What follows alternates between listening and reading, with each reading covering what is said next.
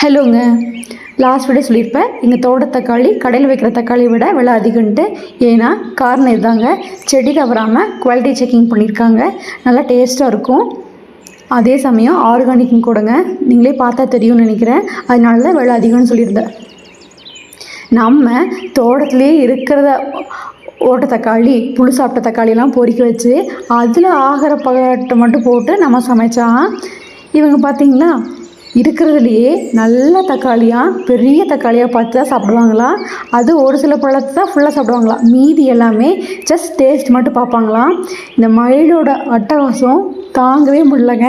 தெரியுது நம்மளும் விவசாயத்தை நம்பி தான் இருக்கோம், அவங்களுக்கும் பாவம் எங்கே போவாங்க, அது நம்பி தான் இருக்காங்க. இருந்தாலும் அதுக்கு ஒரு நியாய தர்மம் வேணுங்க.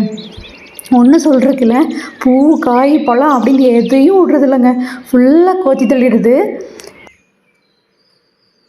தக்காளிக்கு மட்டும்தான் இந்த நிலைமை நினச்சிக்காதீங்க. அடுத்த வீடியோவில் பாருங்கள், இன்னொரு ஹார்ட் பிரேக்கிங் கூட இருக்குது.